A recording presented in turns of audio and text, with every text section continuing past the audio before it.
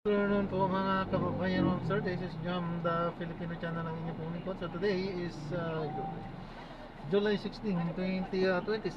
Tayo ngayon ay papunta dyan yan sa may Capri Oasis Bentro, sa may Bunga Pasig po yan. At dadalhin po natin sa may Philinvest, sa may EDB Avenue, Ortigas Avenue, San Antonio, Pasig po yan. Okay, magbabalik po tayo mamaya po pag nakuha na po natin sila. Disclaimer lamang po, ang content po natin ay kalsada at hindi ang passenger. Kaya naman sakali man po na may marinig kayo mga pangalan ng lugar, pangalan ng tao, pangalan ng organisasyon sa government o private, may yan ay wala pong kinalaman ang channel na ito at wala pong pinapatungkulan. Lahat po na pinag-uusapan dito ay pawang dito lamang po yan sa loob at wala pong pinapatungkulan sa labas. Magbabalik po tayo mga mayuti pag nakuha na po natin sila.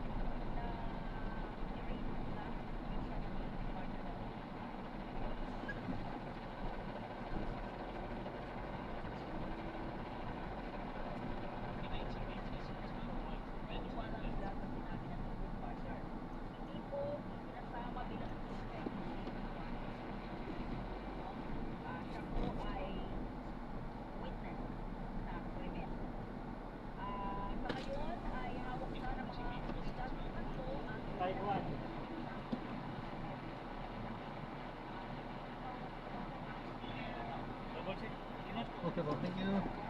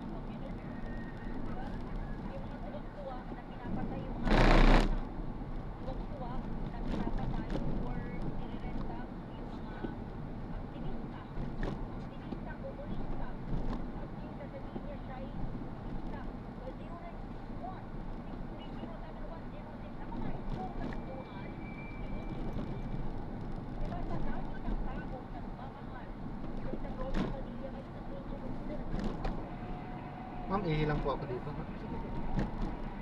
Sa Samantalahin habang may pamukan. Sa city, hindi na pwede yan eh.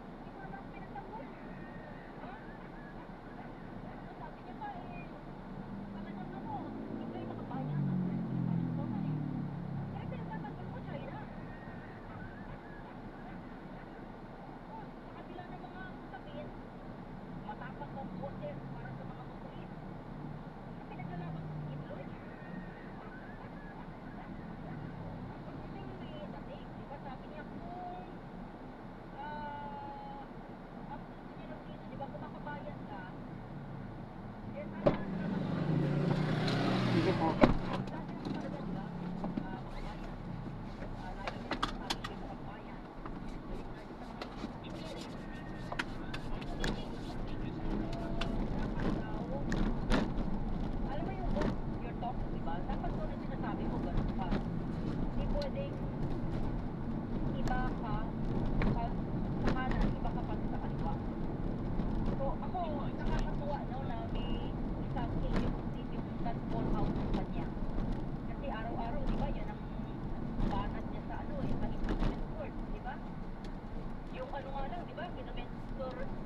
Nagkomentaryo ako yung sa kanyang sinabi sa isang witness na napunta ka sa bar, may alam ka ba sa Islam?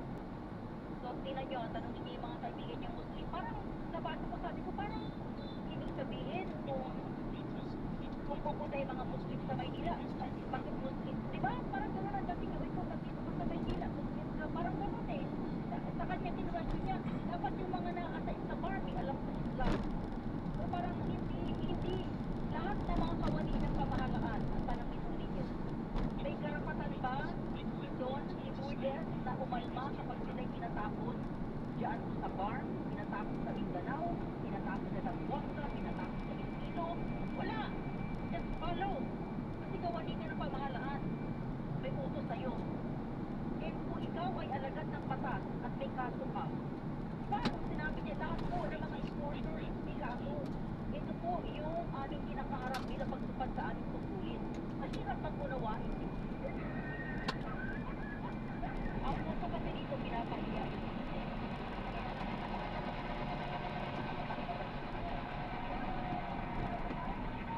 Anyway mga kasama, live po tayo sa ating mga social media account sa Facebook, YouTube at Twitter. I-like lamang po ang RMN News. Hanapin lamang at i-like yung RMN.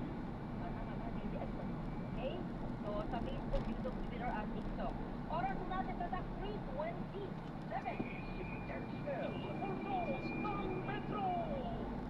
That time check was brought to you by ACS Manufacturing Corporation, ISO certified world-class quality. That news was brought to you by ACS Manufacturing Corporation, ISO certified world-class quality. This news was brought to you by Pag-ibig Fund. Apply now for the Pag-ibig Fund MPL via virtual Pag-ibig. Southall Cold Coffee Mix. Kapag bigyan siya ng Olonga prescription, marinig ko na ang Southall Cold Coffee Mix ay may collagen at glutathione at buwan. Akalain mo yun sa isang kape lang ay nakakabot sa oxidant na anti-aging na. Southall Cold Coffee Mix. Ang kapagkala na nakakasya sa nakapahati sa pagka. Marumi pa ang gusto. Huwag magpapayatin mo yan. Sandal Pasco na. Sandal Pasco. Dahil yung gusto na makatulong sa iba't ibang uri ng karamdaman. Ang Sandal Pasco na pero mapalaya. Lime-stain, panuga, spirulina at garlic. Kaya mag-Sandal Pasco na. Mabibili sa mga butika. Sandal Vitamin C. Ang alkaline ng Vitamin C. Ako po si Jenny, isa akong banker para mabot ng aking immune system at protektado sa anumang sakit. Saan vitamin C ang nilinis ko? Dahil hindi ko ramdamang pagod sa araw-araw ng trabaho. Sandal Vitamin C. Ang alkaline ng Vitamin C. Ibig sabihin ng lapit butika sa Delivery!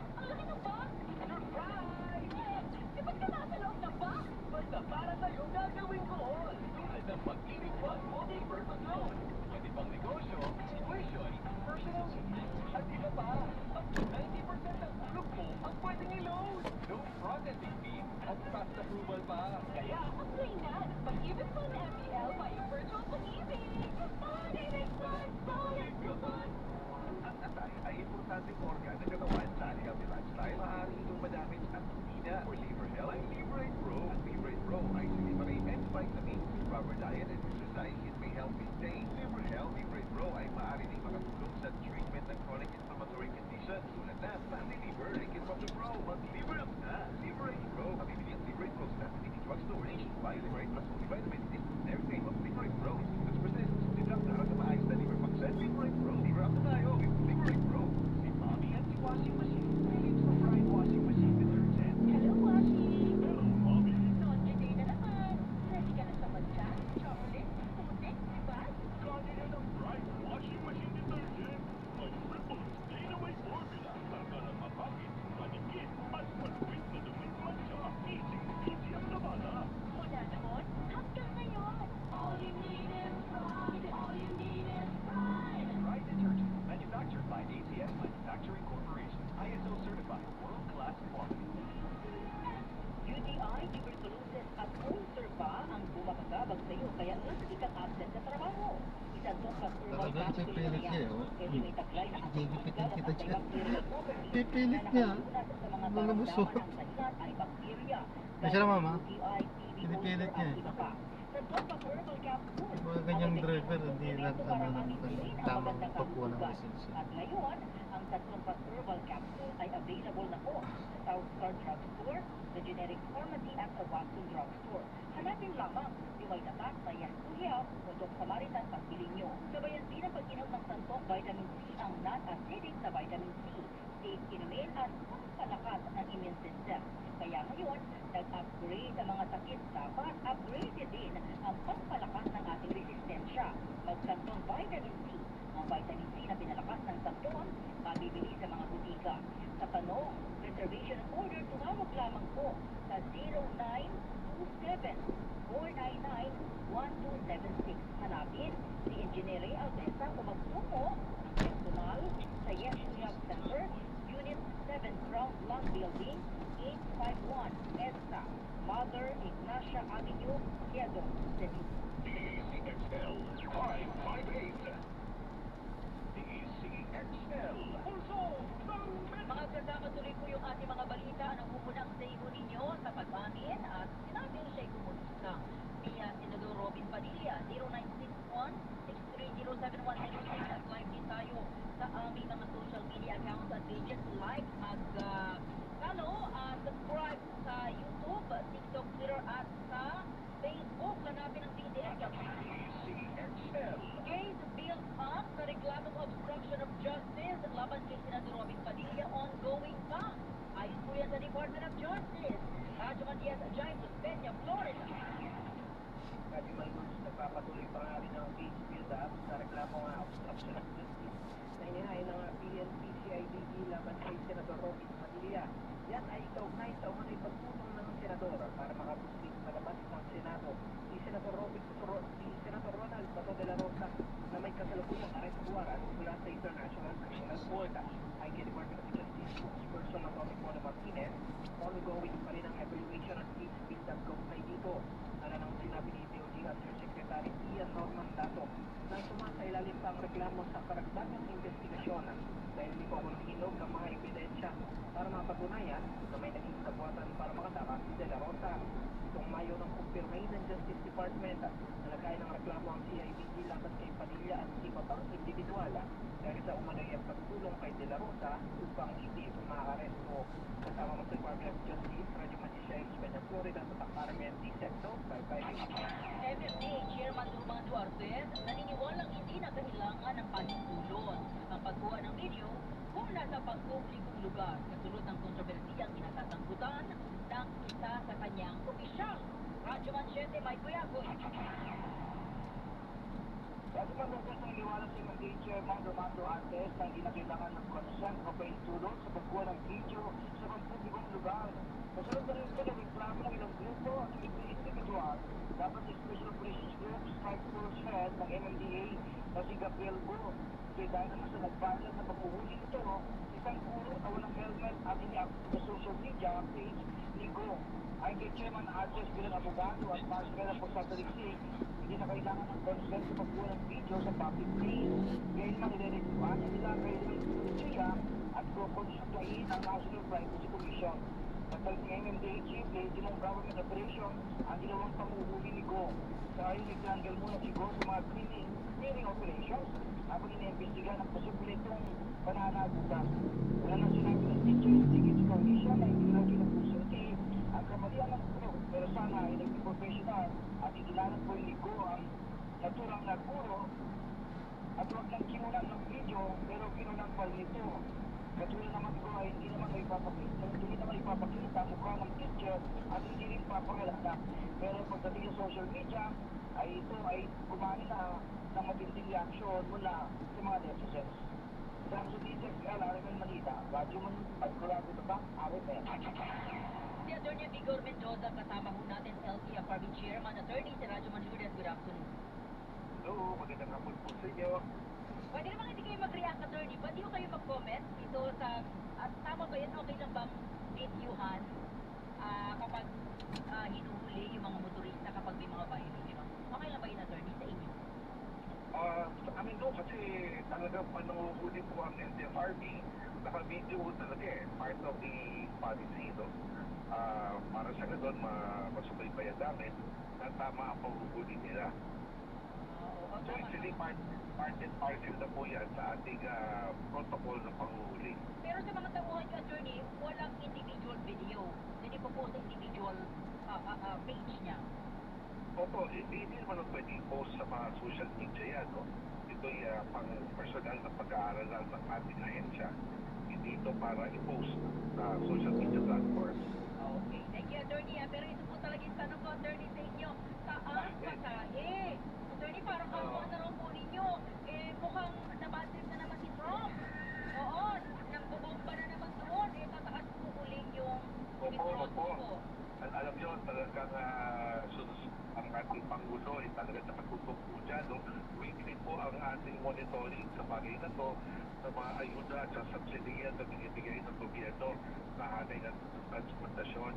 Ang totoo po dyan kahapon, inutusan na po kami ni Secretary Wanoy para pag-aralan, no?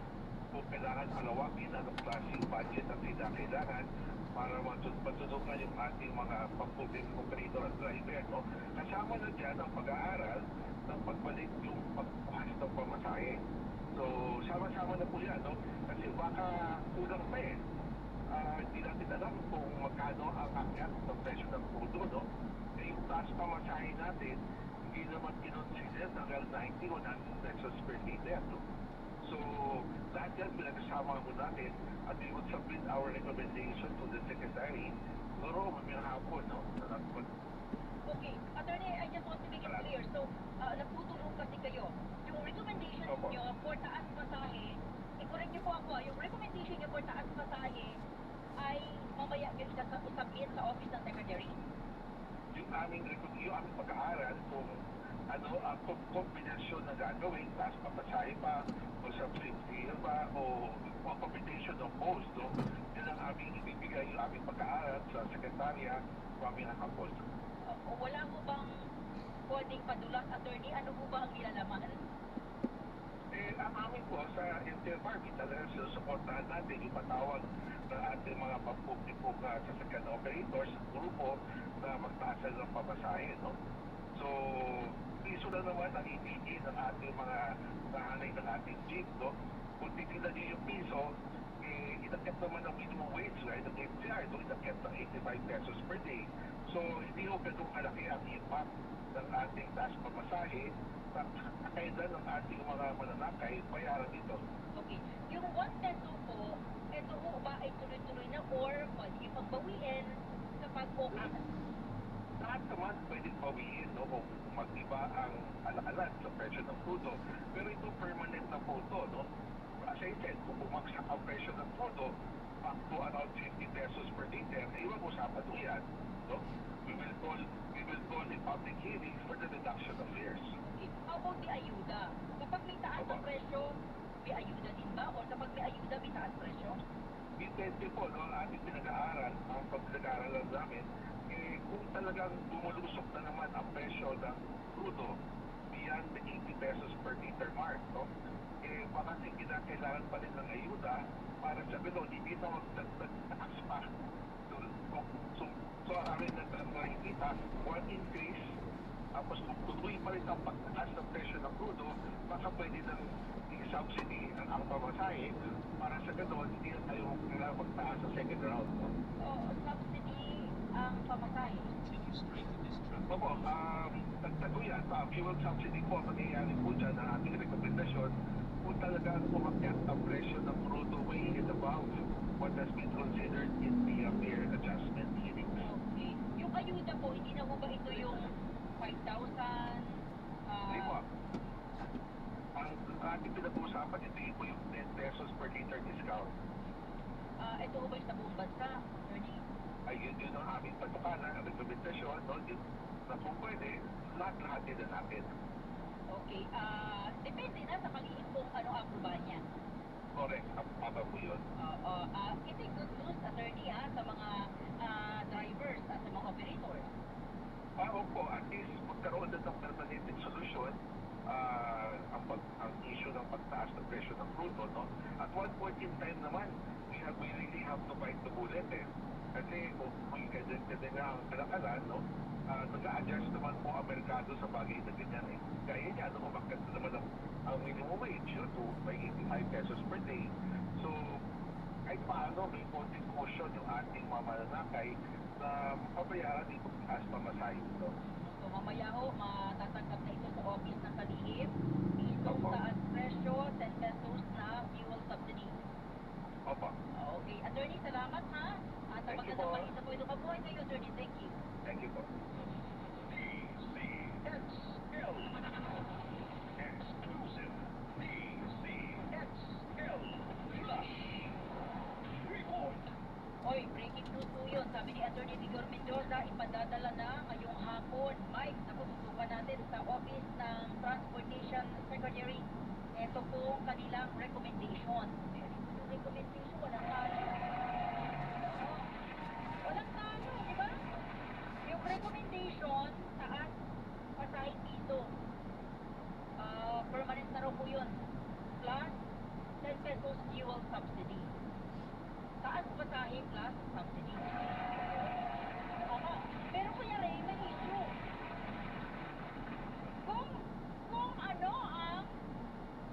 Kung ano yung mood ng secretary ng DOTR. May secretary ng DOTR. So, sabi ni Sir, ito yung aming recommendation. Nasa kaliin na po ng DOTR kung ano po ang kanyang kung sangayon siya or baka may pagbabago. Pero huwag mo na harangin, di ba? Huwag mo harangin. Kapag ganyang meron ng bagay sa si Pangulong Marcos, huwag yun na pong harangin. Ako, commuter ako, pero hindi ko harangin yan. Ako, commuter. Ng mga super. Diba, hindi ka katulad ng mga 4 wheels na kung pag-increase mo kanilang pasahe, 20 pesos, diba? Pero isa ni piso, wala namang ako, doubt ako kung meron pasahero magre-reclam. Kasi alam mo nila yung kalagayan ng ating mga super. Diba? So, congratulations and thank you kay Secretary, kay LTFRB, kay Attorney Vigor sa kanilang maagap. Kanina umaga na to, pero ngayon po ipapadala na po sa pagiging po ng DOTR. Congratulations ha! President of Fuel Subsidy. Siyempre may mga ano pa yan, may mga okay doon, okay. May mga ano pa yan, may mga questions pa, no? Kala mo naman, pera nila eh. Ang ganda na nga ng ano eh, ng balita sa atin ni Attorney Vigor Mendoza. Sana huwag nang harangin doon, hindi naman po pera ng DOT Secretary yan, di ba? Ni Pangulo Marcos. Ano na lang yan eh, kay DOTR Secretary Lopez bigyan na ho natin, no? Dahil nakadepende nga, alam niyo namang mukhang budget si Trump. Pag diba pa, si Trump nakakatakot pag gumising na hindi magandang mood, ano? Parang pag gumising siya na hindi magandang mood, parang meron siya mga pipindutin na lang kung ano bubumbahin niya. Okay, goodness. Salamat, Attorney General Claudia. Ako kasama natin, Attorney, ano po pinaka-latest ngayon? Diyan po sa paghahain ng certificate of, ang tawag doon,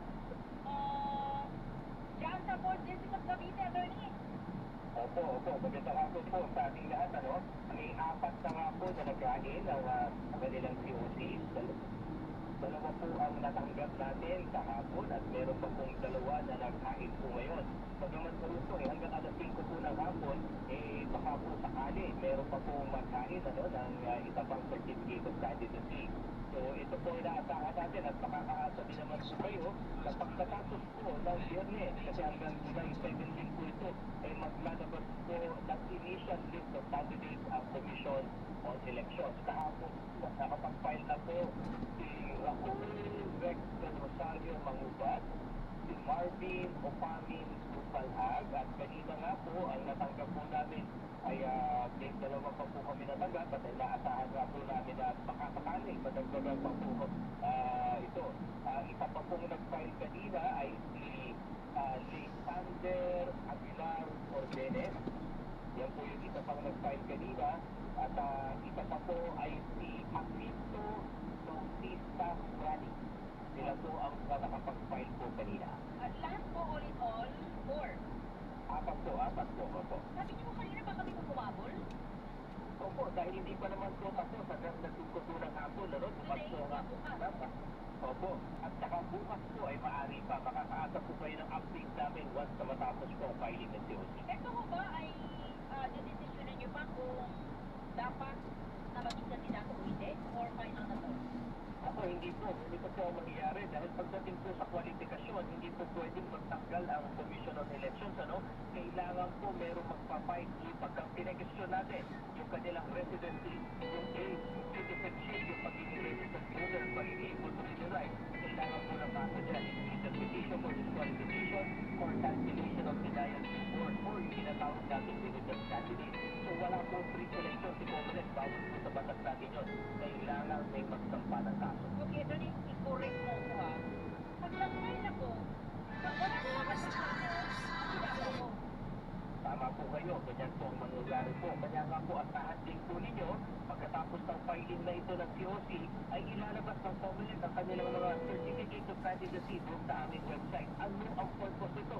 Kung yung mga kababayan po natin ay makita yung mga pangalan at iba pa, nang tagayong po restriction sa kanilang qualification, ay Hindi mo kami paniya. Mula kay Logic Marshall. Huwag na natin pakinggan si Senator Ogie. Nabasa na po natin ito. Madam, blank talaga si Robin. Palayasin ako sa Senado. Blank po yung pag-uugali niyan. Uwe, mula kay 4785. Legal na yata mami pagiging komunista. Huwag lang po mag-aarmas at mamundong. Mula kay 8181. Magandang hapon, madam. Masaya kami. Padadagdagan. Uy, thank you ha. Kaya lang bukas pa po tayo. May pagbabago lamang po ngayon. Bukas po tayo magsimula sa 2 hours. So bukas po, abangan nyo yung ating mga pag-uusapan sa ating programa dahil po tayo ay tatagal ng 2 hours. 3 p.m. hanggang 3 p.m. hanggang 5 p.m. Yan. Maraming salamat po. Okay, bawas lamang po ako ng mensahe sa ating social media page sa DZXL News. Meron po tayong mga kaibigan na ngayon po ay nakamonitor sa atin. Thank you muna dito kay Nelson Malinaw. Good afternoon, Mang Lourdes. God bless mula sa Bacoor City. Good afternoon, Radio Lourdes. Is listening and watching si Natasha o Constantino. Thank you. Ang dami namang pagpipilian. Sabi rito, ma'am, ang daming pagpipilian senador noong nakaraang eleksyon. Bakit yan pa ang pinili ng taong bayan? Mula kay Nelson Malinaw, hindi po natin pwedeng sisihin yung bumoto. Kasi yung right to suffrage, no? Ito yung kalayaan ng isang individual na hindi pupunin. Hindi malaya, no? Na hindi pwedeng pangunahan sino man at ipamahalaan ng batas. Hindi. Kasi ito ay may karapatang bumoto. So yun po yung kanilang binoto. Kalayaan nila yun. Karapatan nila yun. Ano po?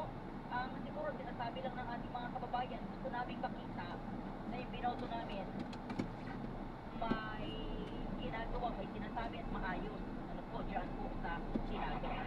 CXL, Pulso ng Metro! Si Alan Cayetano, ay Alan Cayetano na rin. Ano ba naman yan? Si ano?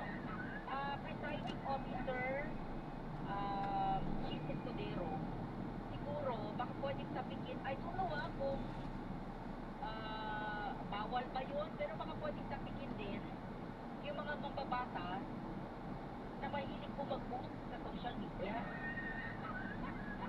Actually, hindi ko post, mag-rant ba, mag-rant. Oo, kapag nabisita ka ng ilang mga mambabatas, huwag kang mag-smart shaming. Kasi nakakalatang mahina ang utak ko. Diba? Mag-smart shaming ka, yayabang yun, palibasa. Ano yun, sabi niya, may mga pinag-aralan kayo, nasaan ang utang bansa sa mga may pinag-aralan mga tao. Hello? Diba? Parang hindi yan ang inaasahan ng publiko sa isang opisyal ng ating bayan, lalo na kung ikaw'y mambabata. Kapag nakikita ka, di ba, hindi mo pwedeng sabihin na alala ko dati, di ba, sabi niya, pinalalaman mo ba ako? Layo naman yata ng puntahan ng banat ni Sir, doon na sa pinalalamon. Iba ho yun. Yung, di ba, yung diskusyon sa mga ganyang plenary, hindi mo dapat nauwi sa personalan. No? Kapag nakita ka, pwede mong sagutin sa, kasi yung kasi sa Friday, di ba? Pwede mong sagutin na, sa tingin ko, ito ang dapat gawin. Ito ang dapat na panukala, ito ang dapat na itagdag. Hindi ko, kung pumusisi ko, pinalalaman mo ba ako? Tapos yung kapatid niya, di ba yung kapatid niya, bumahalas na rin ngayon. Anyway, sa atin lang, no, sa ating mga tagapakinig, tingnan po natin yung ating mga opisyal. Tandaan nyo, binoto nyo po yan, binoto po natin yan po yung mga opisyal natin na dapat po naglilingkod sa atin. Hindi po tayo ang dapat na umiintindi at umuunawa sa kanila at hindi po tayo ang dapat na naglilingkod sa kanila. Sila po ang dapat na maglingkod sa atin. Pangalawa, hindi po dapat remote, no? Hindi po pwedeng maglilingkod lang ako sa mga taga-Luzon. Mahal ko, mga taga-Ilocos, kaya bibigyan ko kayo ng 20 pesos sa kilo ng bigas. Hindi mo pwedeng gano'n. Diba, hindi pwedeng kung taga-saan ka lang, doon ka magbibigay ng kilo ng bigas mo. Kung saan ka lang nanalo, yun lang bibigyan mo ng kilo ng bigas mo. Usually kasi kaya nga meron tayong tinatawag na party list, no? Ang nangyayari ngayon, ay kung saan lang ako nanalo at marami akong mga kasukaran, ito, bibigyan ko ng ng payo. Parang gano'n, di ba? Kasi insulto naman yun sa ating mga kababayang umaasa na sana sa iyong posisyon, di ba? Sabi mong mga abogado pwedeng tutulong sa'yo, mag-isip, magsalita. Hindi mo pwedeng ginagamit yung plenary para po sa mga personal na atake. Di ba?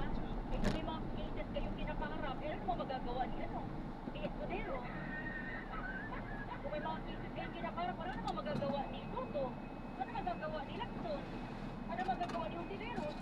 Wala naman. Karapin nyo, hindi dapat nagtatago. Imagine, kapag may kaso, hindi mo dapat nagtatago at balong hindi mo dapat tinatago. CXL Pulso ng Metro! Mga kasama Secretary Vince Dizon, matagal nang nabwelto sa SEA Games issue ayon sa Malacanang. Radyo Mantico, Chanel Salazar. Iginit ng Malacanang na matagal lang na imbestigahan at naabsuelto si dating Basis Conversion and Development Authority o BCDA President at ngayon DPWH Secretary Vince Dizon kaugnay na umano'y anomalya sa 2019 South Asian Osting Games. Ito ay matapos sabihin ni Senator Alan Peter Cayetano na hindi siya ang dapat iturong responsable sa issue dahil ang pagpapatupad ng mga proyekto noon ay nasa ilalim ng BCDA na pinamumunuan ni Dizon. Ayon kay Palace Press Officer Claire Castro, hindi umanong sumailalim sa formal na investigasyon si Cayetano dahil agad na siyang nilihis dating Pangulong Rodrigo Duterte. Sa pagtatapos naman ng press briefing, sinabi naman ni Castro na walang dapat ikatakot ang sino mang naharap sa investigasyon kung wala itong itinatago. At lagi ko natin tandaan, ang bagong Pilipino ay hindi basta hindi magagalit at hindi mangangato.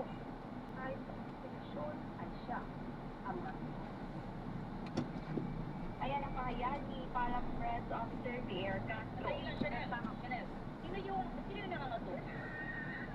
Walang tinukoy ng direkta si Palace Press Officer Claire Castro pero kasi sabihin yung ex-post na yan sa press briefing, sinabi niya na hindi dapat ma-intimidate si Senator Alan Peter Cayetano kung sakaling imbestigahan man talaga siya ng NBI, kung wala siyang tinatago. So, parang doon niya direktang tinutukoy yun kasama Lourdes. Okay, kaya lang pag pihalan kay Tano, merong red box, di yan kay Tano. Oo. Pag tinatago si Udol, kakayo kita, di ba? Pero wala kinalaman yung Malacanang sa nila, wala kinalaman yung Malacanang doon. Wala naman daw kasama Lourdes kasi nagkataon lang daw yun dahil nabanggit sa pulong pinagtutulungan doon sa area yung pagtatayo ng NBI Academy. So nabanggit kay Director Matibag. Kaya iimbestigahan ng NBI kasama Lourdes. Abangan natin sa Lunes. Salamat, Sean! Maraming salamat at yung update kasama mo sa Palasyo ng Malacanang, Radyo Mansing, Torsional Salazar, sa Top RMN, DSL, 5 Friday. CXL. Mga kasama, bukas at sabayanan po yung ating programa alas 3 hanggang alas 5 na po ng hapon. Sana makasama pa po namin kayo at 2 hours. Maraming salamat Luzon, Visayas at Mindanao Live. Mula sa Green Hills, San Juan, Metro Manila, Philippines, ako si Radyo Man. Lourdes Estado. CXL. That time check was brought to you by Bingo Blast. Bingo na siya, Blast ang panalo. Gambling is for 21 years old and above only. Gambling can be addictive. Know when to stop. This time check was brought to you by Pag-ibig Fund. Apply now for the Pag-ibig Fund NPL via Virtual Pag-ibig. That news was brought to you by ACS Manufacturing Corporation. ISO certified with world-class quality. That news was brought to you by ACS Manufacturing Corporation. ISO certified with world-class quality. Double Plus Gold. Iwan ako ng bukol sa aking susukat mo sa gusto. Dalawang kapsulan. Reserve sa day sa loob ng 3 buwan. Iit ang bukol sa susuko. Double Plus Gold. Mas pinalakas. Pinagaling. Pinahusay. Double Plus Gold. Sample Gold. Coffee Mix. Nakapos niyo yung aking matalagang lasasa ng Cold Coffee Mix. Tamis, tapak, aroma ay talagang napakaswabe. Sulit talaga ng Cold Coffee Mix. Sample Gold. Coffee Mix. Nagkape ka na, lalakas, at gaganda ka pa. Mabilis ang tigang. Sample Vitamin C. Ang alkaline ng Vitamin C. Ako si Nico Salcin, dating TV reporter ng Kapamilya Network. Siguro kung nagkastantong vitamin C ako araw-araw, importante kasi maiwasan ang sakit at mapalakas natin ang katawan. Sample Vitamin C. Ang alkaline ng Vitamin C. Bibili sa pinakamalapit na butika sa lipunan. Ito ang DCXL News. 558 kilos. Anim na dekada. Maaasahan sa Manila at Servicio Publico.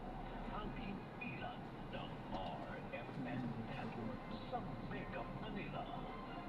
Live sa radyo at online. Ang bawat panahon at minuto ng susunod na program ay hindi sumasalamin sa panahon at minuto ng DCXL 558 RMN Networks at ng management. Oras na para ating pag-usapan ang pag-aalaga ng ating mga kalusugan mula sa Herbs and Nature Corporation. Inihahandog ang kaagapay sa kalusugan. Mga kaibigan, ngayong hapon ito ay pag-uusapan natin ang kalusugan ng ating mga mata. At syempre, idadagdag na rin natin itong tungkol dito sa Ocutin na isang magandang eye supplement na pwede natin inumin araw-araw. Kaya samahan niyo po kami isang buong oras sa ating pong tuloy-tuloy na mga talakayang pangkalusugan. Dito lamang sa Kaagapay sa Kalusugan.